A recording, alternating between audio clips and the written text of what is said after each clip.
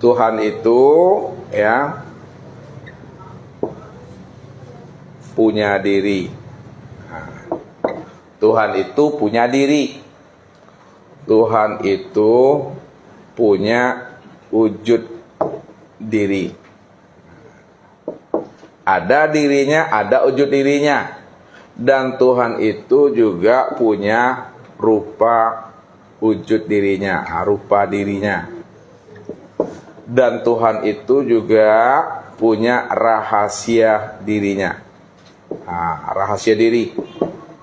Bapak Ibu yang menjawab nih, Ustaz tunjuk-tunjuk aja lah ya. Mulai dulu dari Pak Doni dulu. Pak Doni. Kalaulah Tuhan, bahasa Arabnya Rob, ya, atau ilah. Ilah. Kalau Tuhan itu punya diri, Pak Doni, siapa nama daripada diri Tuhan itu? Yang lain ya. Tuhan itu kan punya dirinya tuh. Siapa nama diri Tuhan? Bantu Pak Haji Parjo. Tuh dia Bapak Ibu. Tuhan itu punya diri, tapi dirinya itu bernama Allah. Yang kedua lagi, Ustaz mau tunjuk lagi, namanya Dewi. Tuhan itu juga punya wujud diri. Kalaulah Tuhan itu punya wujud diri, siapa nama wujud diri Tuhan itu? Muhammad. Ya. Nama wujud dirinya adalah Muhammad. Yang ketiga, Pak Andre lagi. Minggu kemarin kena, sekarang keluarga namanya lagi. Kalau Tuhan itu punya rupa dirinya, siapa nama rupa diri Allah itu? Adam, alhamdulillah. Adam. Adam itu nama rupa dirinya. Kemudian, yang terakhir, ibu-ibu lagi. Ibu Sri. Rahmi, bantu ketiga-tiganya berselamat.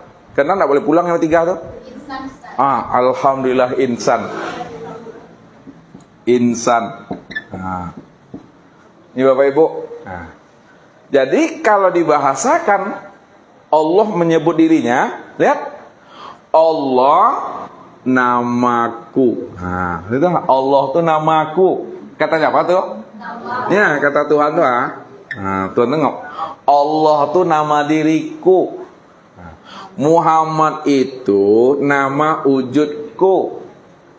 Adam itu nama rupaku.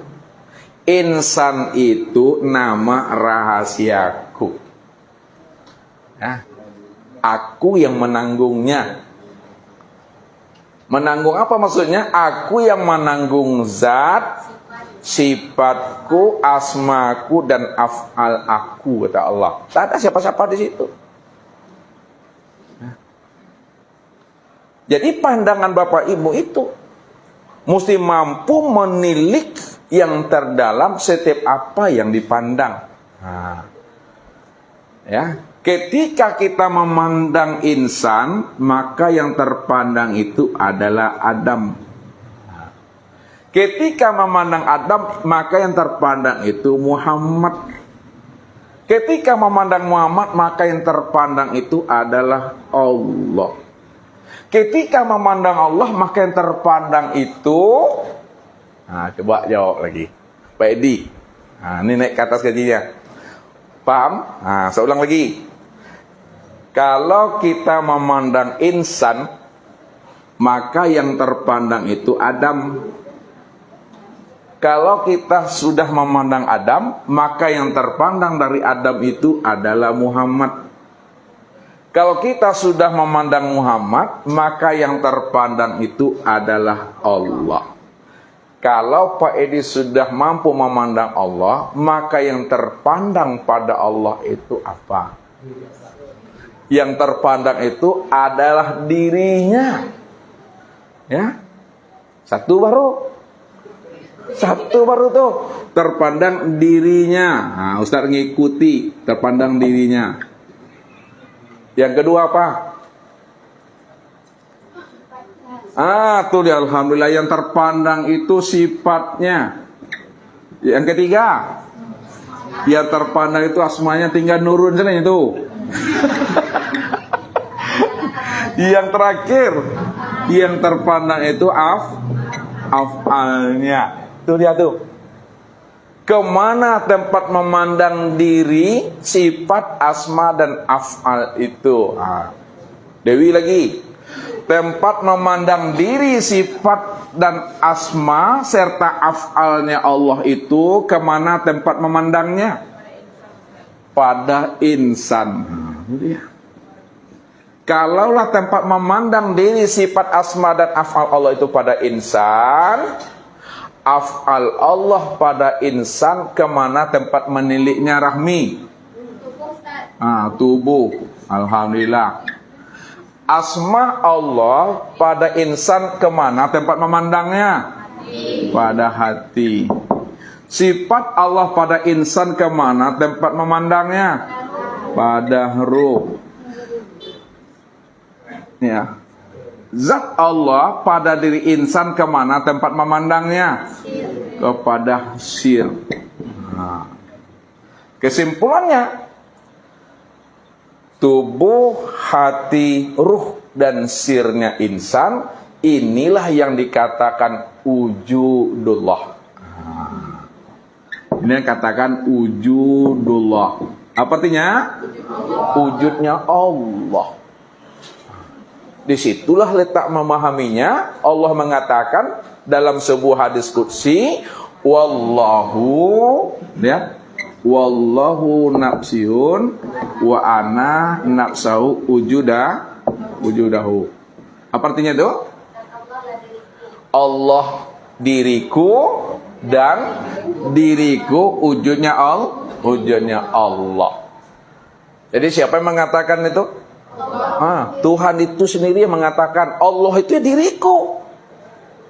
Maksudnya apa tuh? Allah itu diriku. Allah itu nama daripada diriku ini, Wa ana nafsahu wujudahu. Dan diriku inilah wujudnya. Jadi bahasa makrifat dengan bahasa hakikat. Kalau bahasa makrifat, Allah diriku. Itu bahasa makrifat tuh. Allahnya didahulukan Bapak Ibu. Allah diriku. Bahasa hakikatnya, dan diriku wujudnya Allah. Esa dia itu satu dia Bapak Ibu. Kalaulah Allah diriku dan wujudku adalah nyatanya wujud Allah, yang mau orangnya pada insan. Ya. Insan itu inilah Bapak Ibu sendiri. Disitulah sempurnanya syahadat itu Bapak Ibu. Sempurnanya penyaksian itu. Jadi bukan hanya sebatas melafazkan, bukan sebatas hanya menyebut, ya, tapi betul-betul paham dan mengerti jelas orang yang kita sebut Allah dan Muhammad itu tiada lain pada diri sendiri.